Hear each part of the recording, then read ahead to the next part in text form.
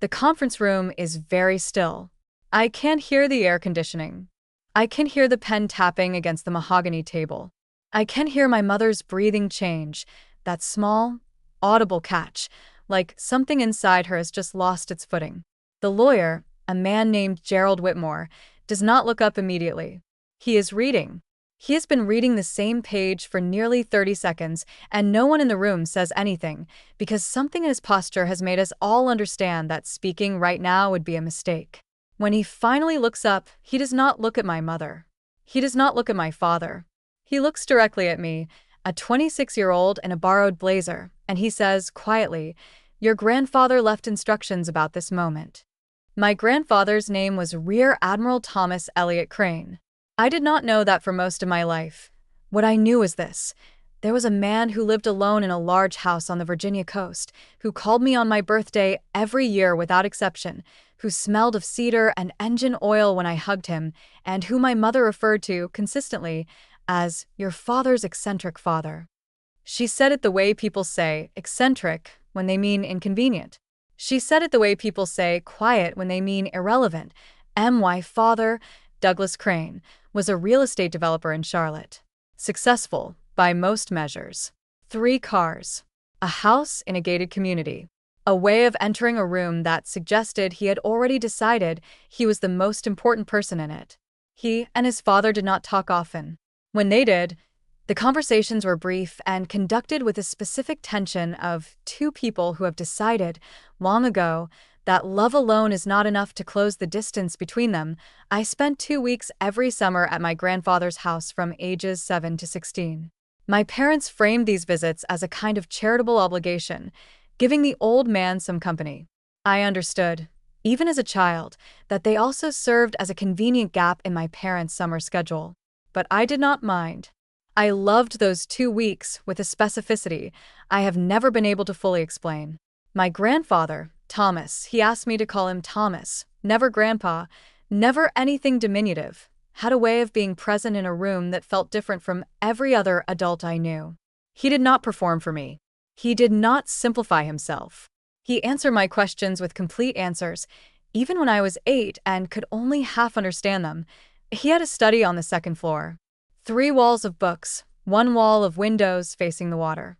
On his desk, always, a single framed photograph, face down. I asked him about it once when I was 10. He picked it up, looked at it for a moment, and set it down again without showing me. "That's for later," he said, and I did not think about that photograph again for 16 years. Thomas died on a Tuesday morning in October. I was in my 2nd year of graduate school in Washington, D.C., studying public policy, paying my own tuition, working nights at a hotel front desk. My father called me. He was not crying. He said, "Your grandfather passed this morning. We're handling the arrangements." The word handling landed with a particular weight, the weight of someone who has already begun calculating. The funeral was small. 14 people. A few neighbors. A man in a dark coat who stood at the back of the chapel and left without speaking to anyone. I noticed him because he stood very straight. The kind of straight that is not posture, that is habit. That is years that I did not think much of it that day. I was grieving in the practical, suppressed way that young people grieve when they are also worried about a rent payment and a paper deadline. But I kept thinking about the study, about the face-down photograph, about the voice on the phone every birthday, steady, unhurried, as if the call was the only thing happening in the world that mattered. 3 days after the funeral, my father called again. The will reading was scheduled for the following Friday. He told me to come, but his tone suggested it was a formality, a courtesy. He and my mother had already discussed the house. I understood this without being told. The large house on the Virginia coast, which I later learned had been appraised at $14 million, had already been mentally allocated in their conversations.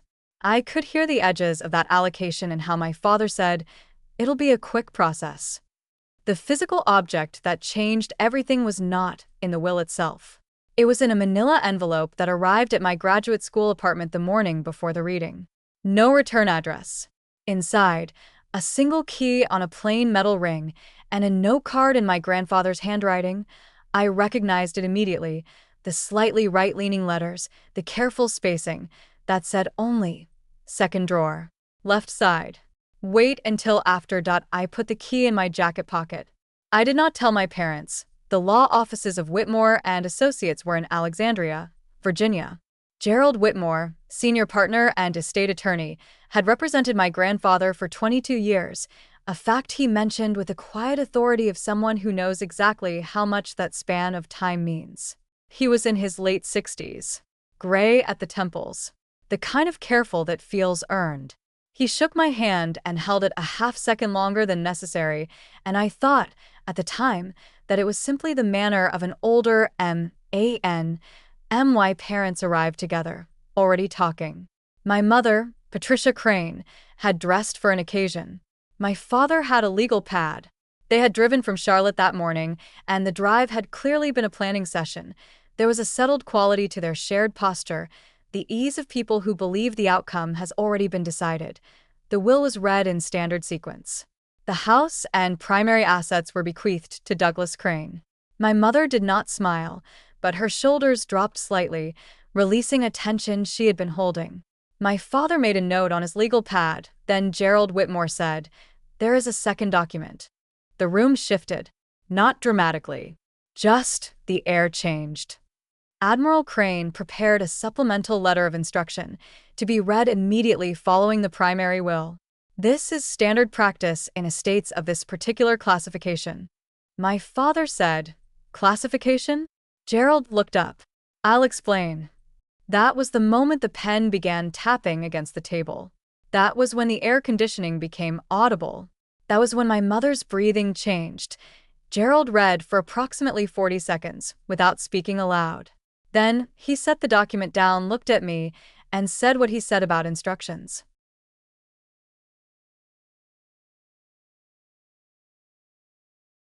Specifically, he continued, and his voice had taken on a different register now, not warmer, exactly, but more deliberate. Admiral Crane requested that in the event of his death, his complete service record be entered into the estate proceedings. That record has been sealed, with Naval Personnel Command authorization, until this date. I received the unsealed file this morning. He reached into a folder and withdrew a document approximately 40 pages in length. The cover page bore a seal I recognized only vaguely, and at the top, in plain institutional typeface, the words, "Crane, Thomas E. Rear Admiral, U.S. Navy, R80. Declassified." I had not known my grandfather's rank. I want to be precise about what that felt like. It did not feel like shock, exactly. It felt like a room I had lived in my whole life suddenly having a wall removed, and realizing the wall was never structural. It was just something someone had put there. My father said, "What does this have to do with the estate?" Gerald said, "Everything." He did not elaborate immediately. He passed the document to me first, not to my father, not to my mother, but to me, and I understood this was intentional because Thomas had told him to do it that way. The first pages were a standard service record. Dates. Assignments. Postings. The language was the compressed, technical language of military documentation. USS Coral Sea. USS Enterprise. Naval Station Norfolk. Joint Chiefs of Staff Liaison. Names of places that meant little to me, but that I could see, even without context, described a career of unusual scope and duration. 31 years of active service. Multiple theater deployments. A posting I had to read twice. Senior Military Advisor, National Security Council, 1987-1991. My grandfather had advised the National Security Council that I looked up. Gerald was watching me.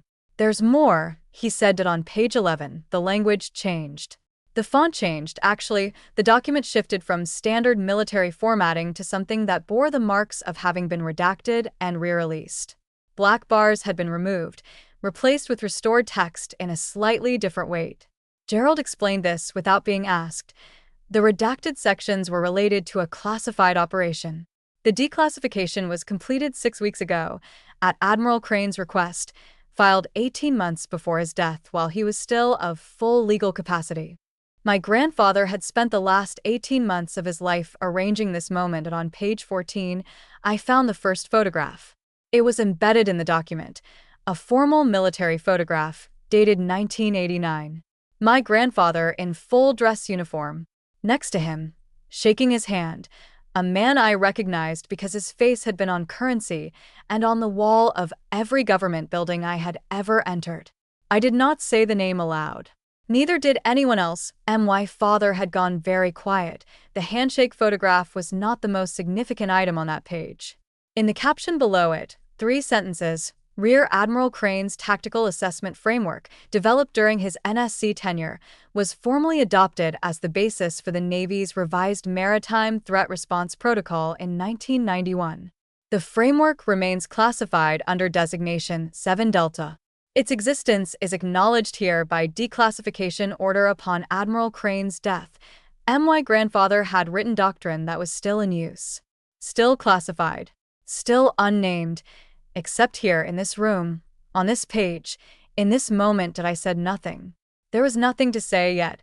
Gerald turned to a section near the back of the document. Admiral Crane's service decorations, he said, and began to read the list. He read it the way someone reads a list when they understand that each item is its own sentence. The Distinguished Service Medal. The Legion of Merit, awarded 3 times. The Defense Superior Service Medal. The Navy Commendation Medal with Valor Device. Then he paused. There is one additional decoration. It was classified with the operation it accompanied. It is declassified as of this document. He looked at the page. The Presidential Medal of Freedom, awarded privately, 1991, for services to national security that could not be publicly acknowledged at the time of award. The room was so quiet I could hear the traffic outside, 3 floors down. My mother said nothing. My father had stopped writing on his legal pad. At this point Gerald asked if we needed a recess. My father said no, very quickly, in the voice of someone who needs to maintain the impression that they are not undone. I thought of every summer visit. I thought of the face-down photograph on the desk. I thought of the man in the dark coat at the back of the chapel, standing very straight. I thought of Thomas's voice, steady, unhurried, saying that's for later. Gerald continued. The supplemental letter of instruction included a series of bequests attached not to the property, but to the service record itself.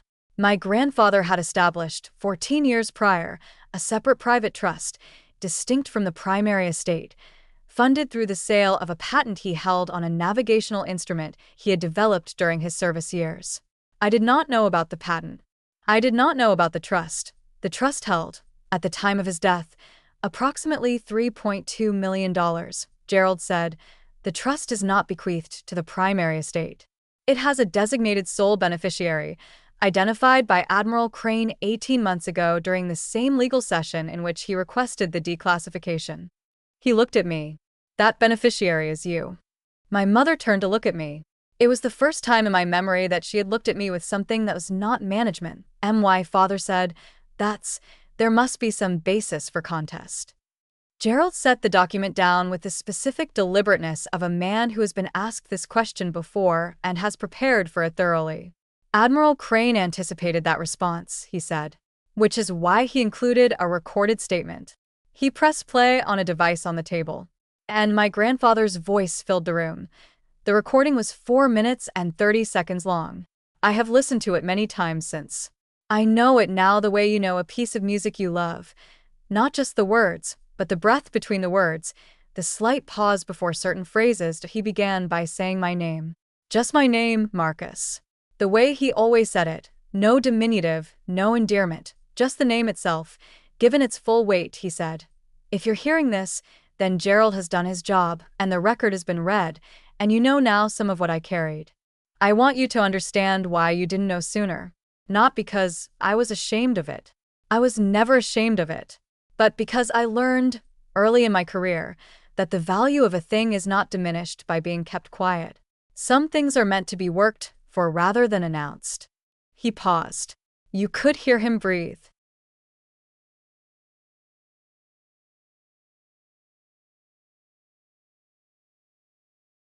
Your father is a good man in some of the ways that matter and absent in others. I am not asking you to judge him. I am asking you to notice the difference between a life built on being seen and a life built on the work itself. I built my life on the work. The recognition followed or it didn't, and either way the work was done. Another pause. The money in the trust is for your education and your beginning, not your destination. I watched you work nights to pay your own tuition, and I want you to know that I watched that carefully, and I was not indifferent. I was proud, in the specific way that you earn pride, not because you were mine, but because of what you chose to do when no one was watching. Then, near the end, there is a key. Second drawer, left side. What's in there is not money. It's the rest of the story. Take your time with it. The recording ended. The room was perfectly still. My father spoke first. He said, "I didn't know." It was not an apology. It was something smaller than that, a statement of fact that contained, if you listen very carefully, the first syllable of something that might eventually become remorse. He said it looking at the table, not at me, and his legal pad was closed. Gerald gathered the documents with quiet efficiency. He passed me a sealed secondary envelope, the remainder of Thomas's estate correspondence, and told me the trust would be transferred within 30 days, pending standard legal processing. He stood, shook my hand again with that same held beat, and said, "He spoke of you often." I put on my jacket. I felt the key in the pocket. The drive back to my grandfather's house took 40 minutes. I drove alone. My parents followed in their car at a distance that felt more than geographic. The house key was on a separate ring. Gerald had provided it as part of the estate process. I let myself in through the front door and stood for a moment in the hallway, in the particular silence of a house whose primary inhabitant is gone and knows it.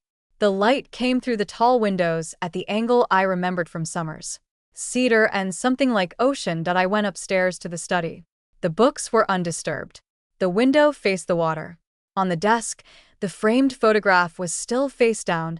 I opened the second drawer on the left side. Inside, a leather notebook, worn at the corners. A smaller envelope containing 3 photographs.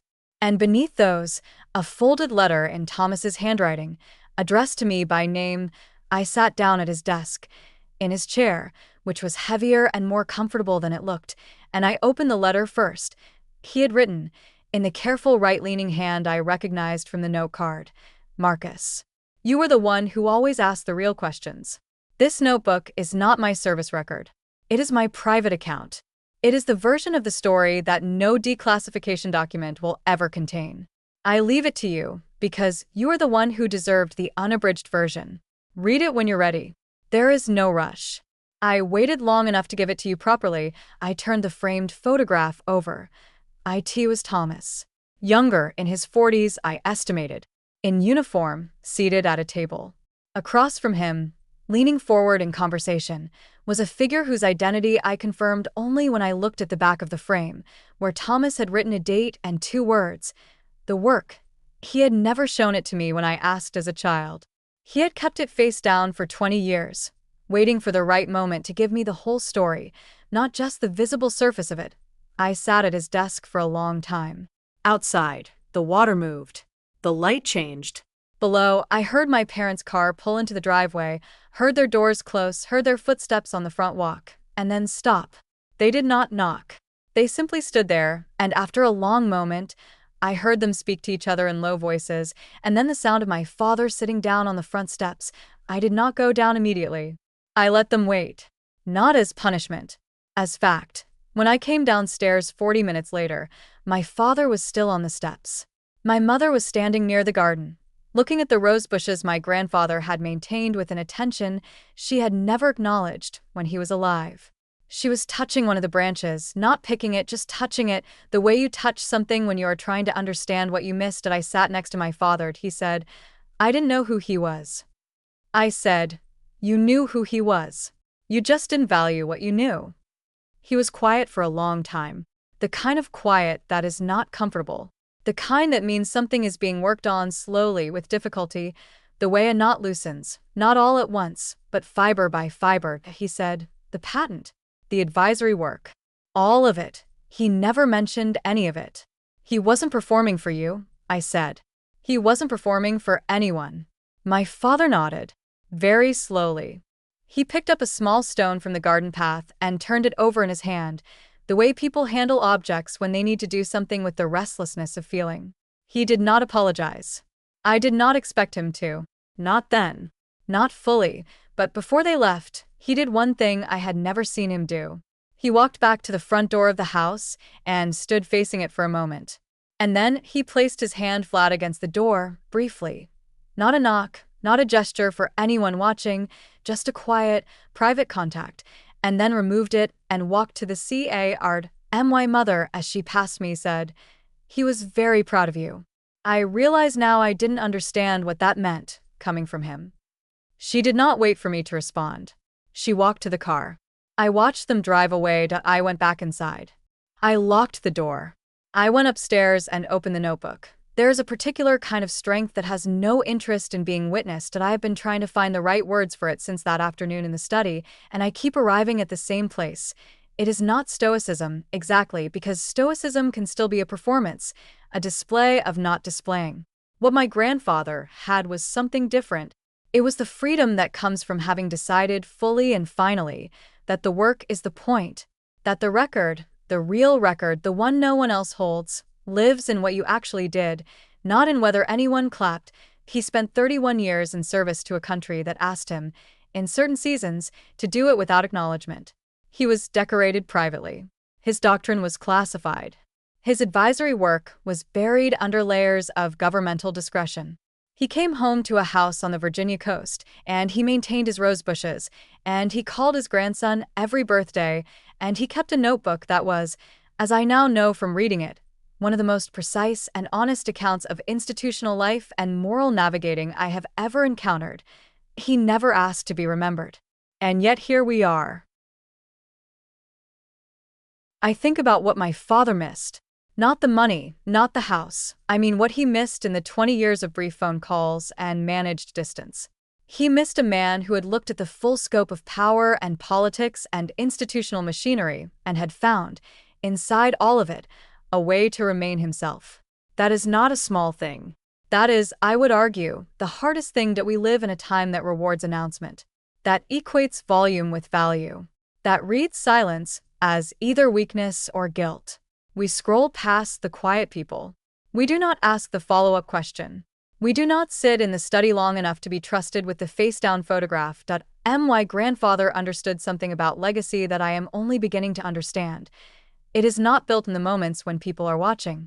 It is built in the accumulated weight of choosing correctly when no one is, when the choice costs something, when the credit will never come, and doing it anyway, not out of martyrdom, but out of the simple conviction that the work deserves to be done right. The notebook is in my apartment now, on my desk, next to the framed photograph. I finally turned face up. I read from it sometimes, not from the beginning, but wherever it falls open, the way you read something you intend to spend your whole life with. There is a line near the middle, written in the same careful hand, that I find myself returning to often. He wrote, "Quiet does not mean small. It means the noise was never the thing you were after." I want to leave you with this, not as advice. I'm not qualified to advise you, but as a simple observation about the people in your life you may be moving past too quickly. The ones who answer your questions with complete answers. The ones who don't need the room to know they're the most important person in it. The ones who keep a photograph face down until the moment is right, because they understand that some things are worth waiting to give properly.